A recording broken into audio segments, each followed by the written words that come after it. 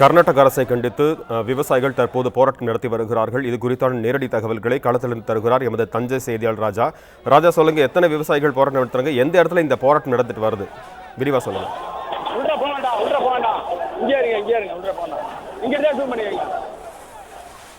ராஜா, நீங்க தொடர்பில் இருக்கீங்க.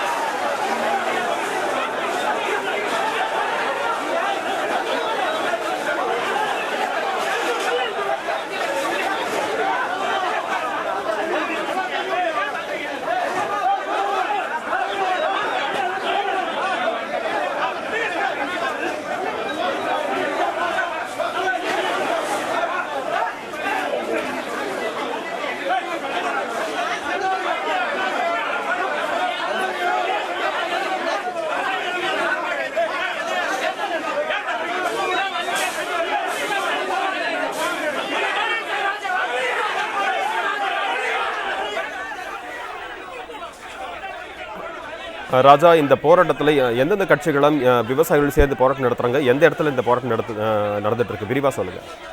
அதாவது இந்த காவிரிக்கு அதாவது ஒவ்வொரு ஆண்டும் ஜூன் மாதம் 12ஆம் தேதி மேட்டூர் அணையிலிருந்து தண்ணீர் திறக்கப்படுவது வழக்கம். ஆனால் இந்த ஆண்டு கடந்த 5 ஆண்டுகளாக மேட்டூர் அணையிலிருந்து தண்ணீர் திறக்கப்படாததால் குறுவை சாகுபடி என்பது பாதிக்கப்பட்டது. வழக்கமாக சம்பா சாகுபடிக்கு ஆகஸ்ட் மாதம் 10ஆம் தேதி தண்ணீர் திறக்கப்பட வேண்டும். ஆனால் தண்ணீர் திறக்க வாய்ப்பில்லாத காரணத்தினால் சம்பா சாகுபடியும் கேள்விக்குறியாகும் என்கிற நிலை ஏற்பட்டுள்ளது.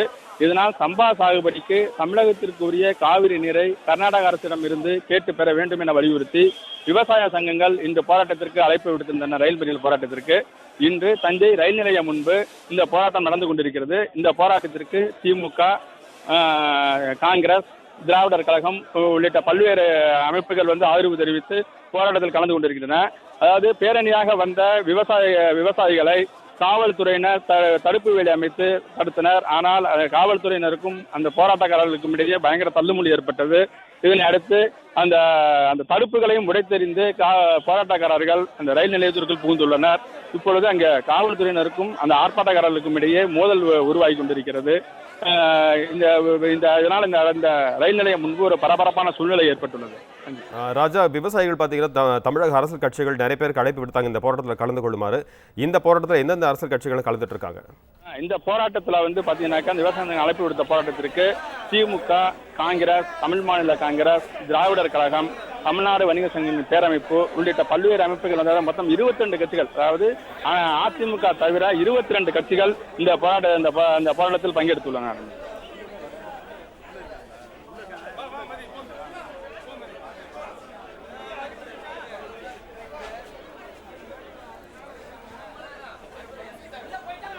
அங்கே ஏதாவது தள்ளுமுள்ள ஏதாவது நடந்துட்டு இருக்கா?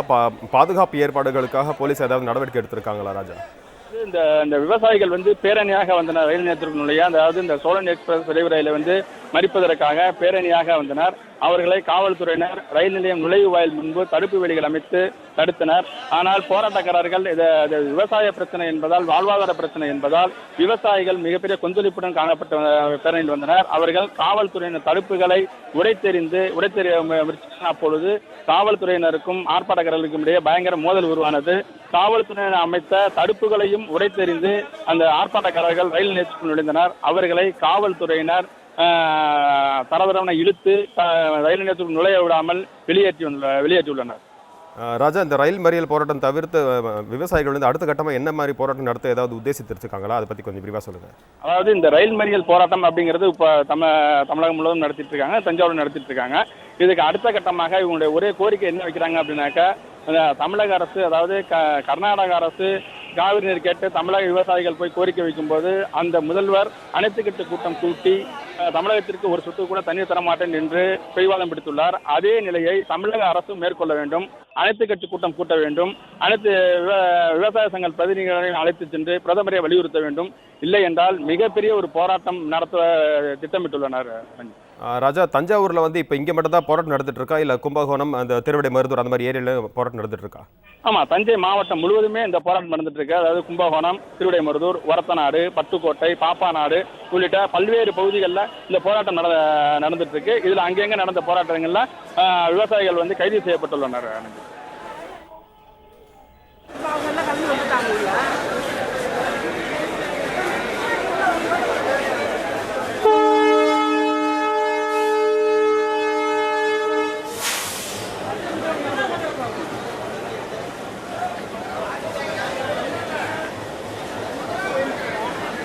Gracias.